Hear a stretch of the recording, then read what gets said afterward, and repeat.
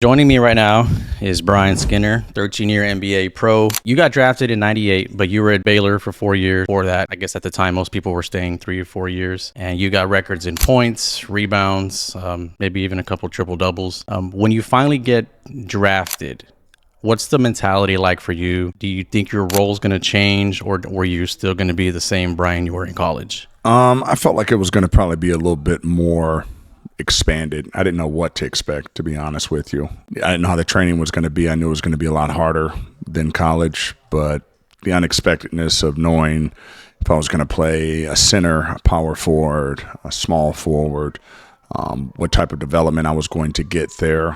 It was just kind of touching just the top of the iceberg, to be honest with you. It was different. You had the David Robinsons, you had the Charles Barkleys, you had Keem Olajuwons, you had Yao Ming, you had Shaquille O'Neal, you had all these different bigs right now. Like I said, when I went in, I didn't have any expectations. I didn't. When I got there, I knew I was going to be a rookie. I know going to the Clippers, I was a young rookie, and that team wasn't really that good, to be honest with you. It was a learning experience. How was it going to be professional? How was it not professional? Some of the guys there had really good years, had really good careers, and others didn't. After I left the Clippers, you could sort of see the dynamics of how other programs and how other teams worked, and you could see the professionalism that was there. You could see the expectations. But when I went to the I went to the Clippers, it was, I think the oldest guy that was there was Pooh Richardson. Derek Martin. Yeah, those were the OGs for that era right now. Everything else was Maurice Taylor, Lorenzen Wright was there, Keith Kloss, Tyrone Nesby. We had Mike Olowokandi was there. Yeah, he was the number one pick. We had a ton of young guys on that team. So it was, after leaving, you could understand it a little bit more, but being there, I had no idea what to expect. So would your career have been different had you not been drafted to such a young team? Coulda, shoulda, woulda. I mean, if I wouldn't have ate those extra mussels that I had the other day, I wouldn't have had food poisoning. I don't think there's any regrets on it. I mean, it could have. I mean, the way that it laid down, I think for my career right now, maybe not. I can't think about it right now, and I'm not going to think about that because coulda, shoulda, woulda. It just didn't happen. I think it was understanding the level of professionalism that needed to, the work ethic side. It was different when I played with Phoenix, and then when I played with 76ers, and then I played with Milwaukee, and you got Joe Smith and Tony Kukoc, and you got Michael Redd. You got those guys, and you could see the extra work that they were putting in. You could see the kind of work that Steve Nash put in, and you could see the kind of work that, Grant Hill put in, and you're looking at all these Boris Diaw, those guys. I see. When you see that, you understand, but it's 5 years later, 6 years later. So when you get to the league, I guess you're 22 when you got drafted after 4 years on Baylor, maybe 23. 99, I was about 21, almost 22. Yeah. Okay. Was there like a moment where you realized like, damn, like I've made it, like I'm here? I know you're in the NBA, but was there a moment like maybe walking into the locker room for the first time, or was it on draft day where you're like, dude, like I'm here? No, there wasn't. I'll be honest, there wasn't. I mean, we're in the Southwest Conference in college with Baylor. I think that was one team, Arkansas. Everything else was UT and Texas Tech. I played on all-star select teams. Sort of being in that environment was a little bit different. I played with under 22 select team. We played Dream Team in 96 in Auburn Hills. When you're sitting basically in a room and you have every GM and you have every scout and they have clipboards and they're critiquing you from the very get-go. I think you got to put yourself in a situation where you're not worried about what people are going to think or say. You got to go out and trust your game. You got to be able to play, and you're playing with some of the best, if not the best players in the country. Tim Duncan was on that team. Shea Sills, Anthony Parker, Corey Carr, Maurice Taylor, Tim Young. I mean, you had a lot of great players that were on there, respectively from different schools. But it was the expectations. I mean, it's different. It's different. It really is. When you look at it, I put myself there all the time. You're playing in front of 18,000, 19,000 people.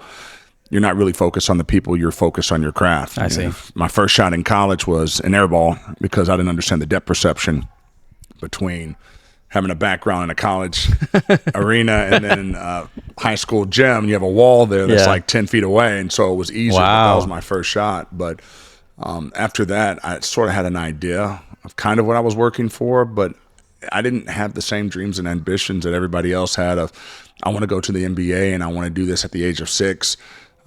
When I got there, I just played. It was fun. It was something that I wanted to do. People doubted whether or not I could play, and so I wanted to try to prove them wrong and try to prove to myself that I wanted to be one of the best players, not knowing that I was going to get drafted, not knowing if I was going to start or not knowing if I was going to have a position and where I was going to go to school. Those things weren't really that important. You have a lot of these kids now that are 5 and 6. I want to play in the NBA, and I'm like, you have no idea what it takes in order to do that, but that's their dream. I see. Wow, you had a very different mindset going into it. God, I'm trying to understand, maybe because you've been there and you've already experienced it, but it wasn't like oh my God, I'm going to the NBA. It's like, dude, this is what I do. I'm just going to go after college. I'm done with college. I'm going to go play at the next level. That's kind of what I hear from you. The biggest thing, my junior year, they were like, you're going to be a lottery pick your junior year. And I'm thinking, lottery pick, what's that? To be honest, I'm like, I wasn't thinking about the money. I didn't even talk about the money. I just know I promised my mom I was going to finish my degree. I was going to finish my education. And I'm like, I'm going to stay one more year. It wasn't really talked about me actually leaving. And I'll be honest with you, I really didn't comprehend the scope of what it really entailed. If I was going to go, top 13, top 12, to be able to go, I stayed. And of course, I still dropped, but our draft class was just stacked anyway for that. So Vince Carter, Bibby, Oliver Candy, Paul Pierce, Rafe LaFrance, Dirk Nowitzki. That was a very stacked so when you start class. looking at that, and so of course, going from that to the year before, and people don't even know that draft class, the 97 before. But, when you look at it like that, it wasn't really a talk for me to even want to go. I'm going to finish my schooling. I'm going to do this. I don't know if I want to do it. I didn't really know what to expect at that time.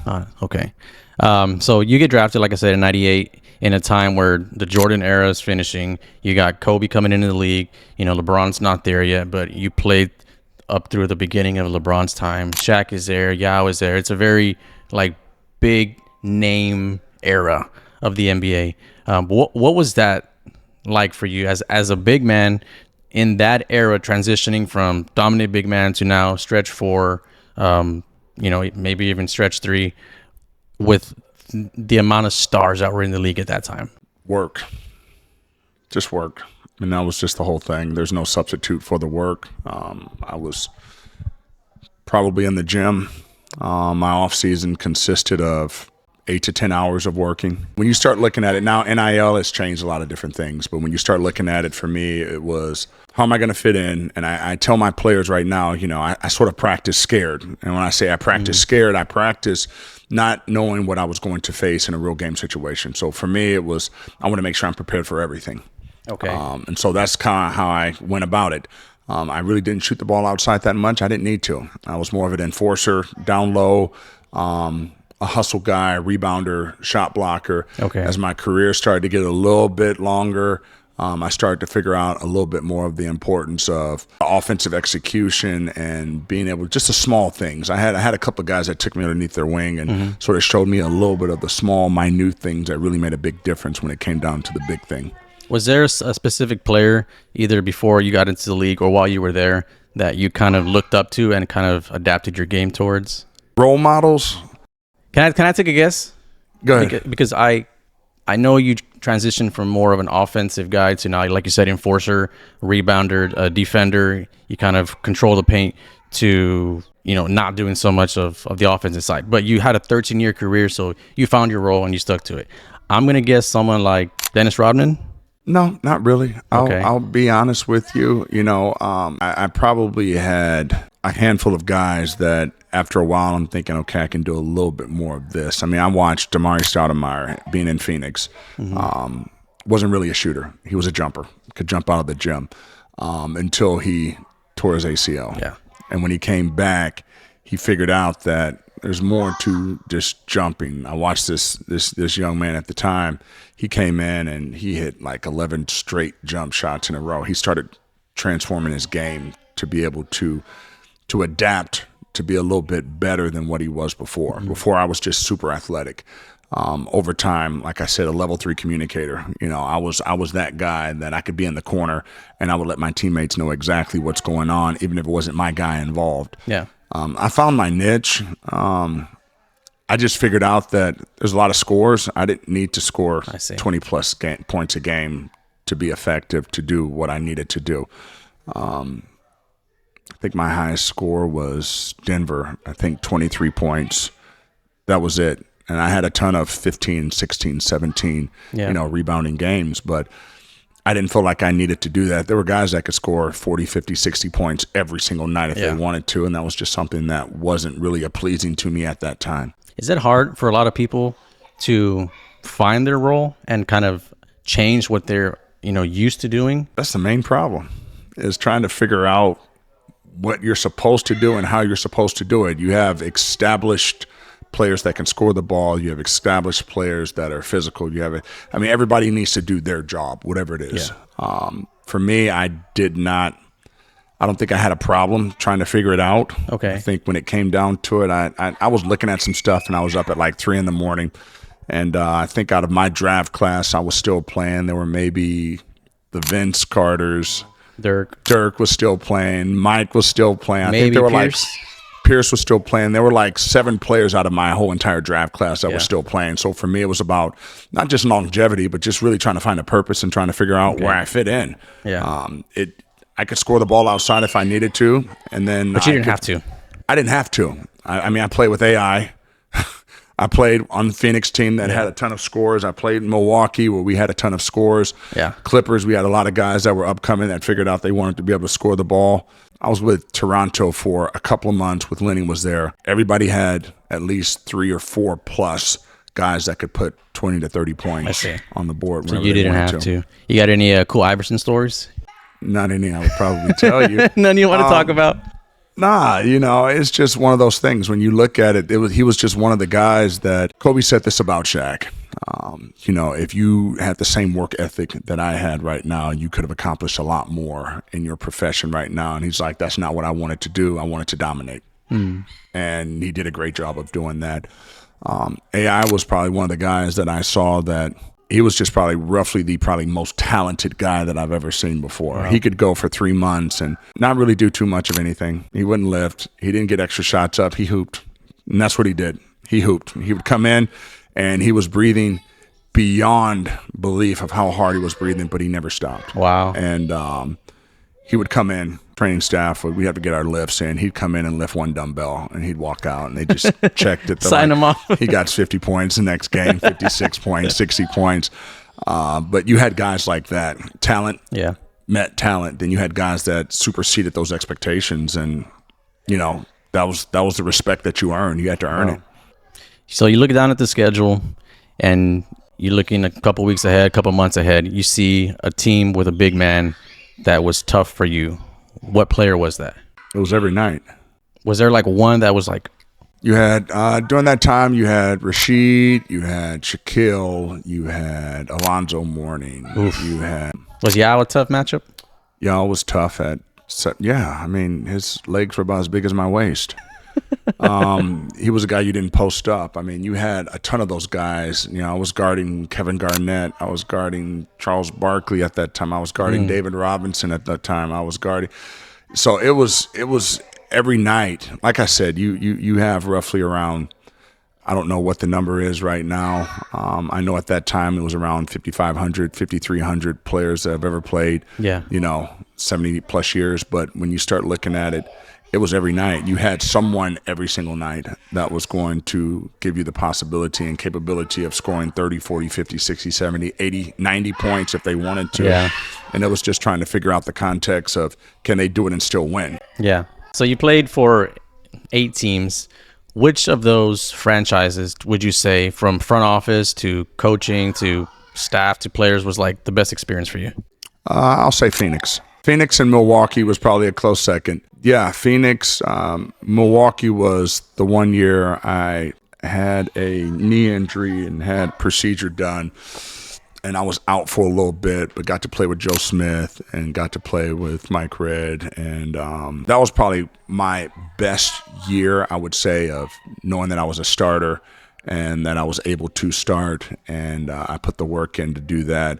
Playing with Phoenix was a difference because you had the Grant Hills and you had Sean Marion and Barbosa and you had Boris Diaw, and I think we had Daryl Strawberry Jr. at that time. Alonzo Tucker was there. I think Gordon Girachek was there too.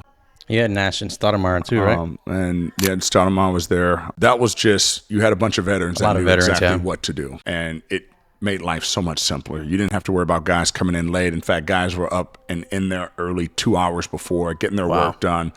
Our workouts were the exact same thing. A shot in 7 seconds existed. It was very enlightening on defensive principles with Mike D'Antoni.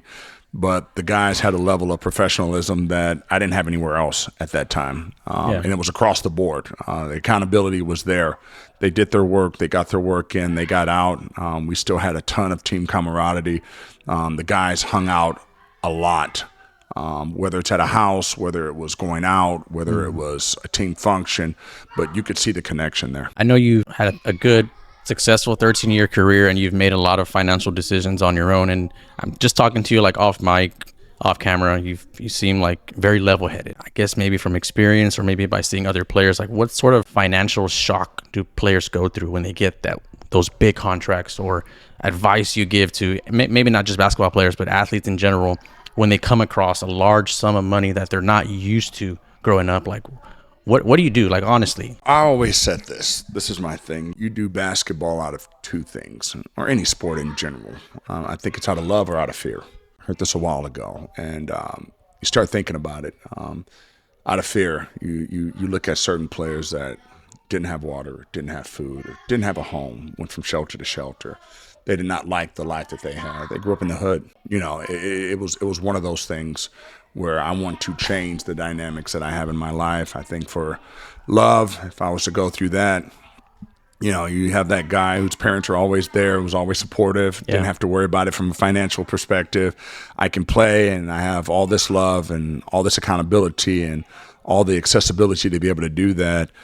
There's two things. I think in terms of me stepping in, as a parent, you try to prepare your kids for the best and the worst and trying to get them to understand how to handle those situations. For me as a parent, I feel like it's better for me to have my kids make all the mistakes they want to at home. Doesn't mean I'm going to bail them out, but I can walk them through this process. Okay. Once they leave the house, guess what? You're on your own. I'm going to bail you out on Monday. Well, I went to jail on Friday. You're going to stay there for 2 days. I'm going to get you on Monday. For me, I think from that is making sure you have a good group around you. I think the humility. It took me a while to figure out the humility. You know, you want to do it yourself, and if you can't do it yourself, I had an ego, believe it or not. I was the nerdy kid that was referenced to Steve Urkel, even in college. Okay. And I learned about really not caring what people had to say or what people had to really think about. I remember I wanted to go to contact so bad. I had astigmatism. I'm like, I'm going to wear these contacts. And we're playing, I think TCU, Kurt Thomas was there. He was leading the nation and scoring at like 28 points and 14 rebounds. And he was leading the nation in both categories. And, of course, I went to contacts. And, of course, we went in. I had a 28-point game. I think it was 14 rebounds and like 6 blocks. And they're like this, you know, they're still going through the Steve Urkel. And I'm like, I got contacts on now. After the game, I went back to my rec specs. I went back to my goggles. I said, you know what? I'm not going to let them affect me. Like, this is what I want to wear. I didn't like the contacts, but I had a really great game. They're like, you're not going to keep doing it. Like, you just look a lot better. I'm like, I don't care about the looks. Yeah. So for me, just the humility and not really understanding what people are going to say. People are going to talk. Okay. Having that structure for me, I think, grounded me a little bit more. And I made a lot of bad decisions. Don't get it wrong on that. I made a lot of bad decisions. My family did the best that they possibly could. I got in trouble a lot.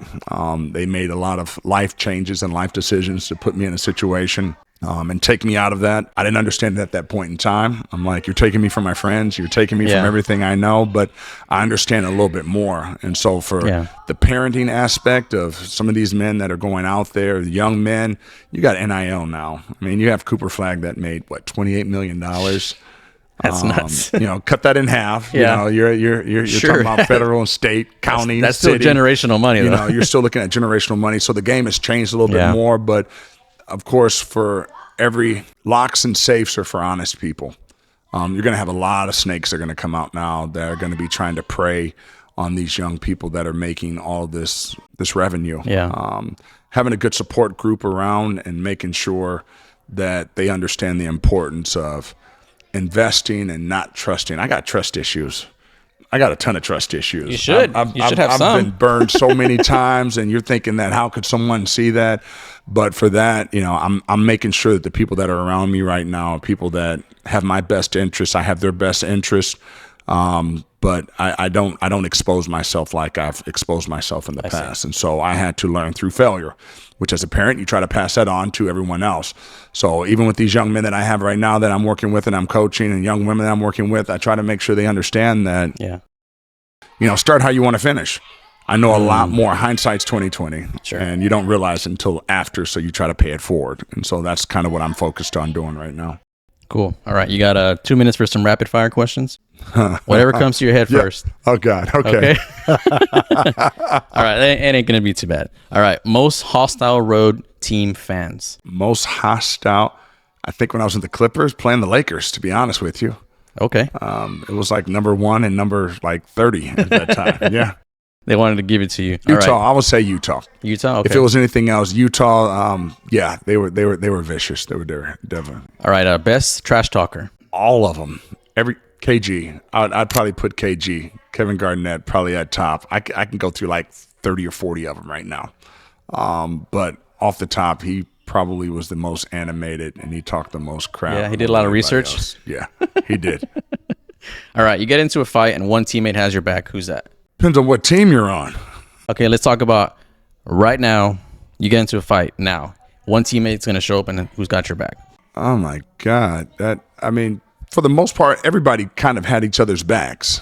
I don't see that. It was kind of a brand thing right now. It was us against them right now. Okay. Funniest teammate? I would say pretty much Shaquille O'Neal. Probably Shaq. Diesel was hilarious. I can't tell you any of those stories, but yeah.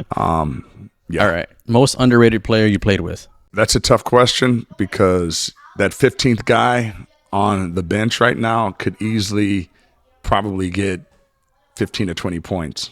I mean, you had a ton of players that were underrated, but they didn't have that opportunity to be able to shine because they had players that were just really, really great at what they did. What about Barbosa? Probably the fastest guy that I've ever played against in my entire life. Wow. He was a blur. He was quick. He was decisive. He was just that guy. He might not have got that recognition that he probably did if we're looking at Phoenix right now. Mm-hmm. But you had so many different scoring and defensive capabilities right now. He was definitely a lockdown defender, though. All right. Dunk or block? I like my blocks. I'll be honest with you. Okay. What other sport are you surprisingly good at? Fishing? Fishing. Yes, I'm probably that's probably number 2 right now, okay, next to basketball. That's probably taking over 1. All right, last one here, at least basketball related. It's going to be really corny. Who's the greatest of all time? I think there's the greatest of all time for each era. I think that's going to be the best thing. I've had this conversation so many times. It's going to be for each era. You have so many different players. You have your Kareems, you have your Walts, you have your Lebrons, you have your Michaels, you have your Kobes, you have your Shaquilles. I don't think there's one person, because the evolution of the game has changed so much. It's gone from being a big dominated game to now a stretch game right now, where you had guys that shot 23 pointers in 9 years of career right now, and then all of a sudden the game changes. And I'm talking about Lopez, and then you look at it, and then he's shooting like another 200 in the next 2 years. Yeah, like the evolution of the game has changed, and if you can't adapt to it, you get left behind. Yeah, fair enough. So greatest by era. That's what we're going with. Definitely. All right, you heard it here first.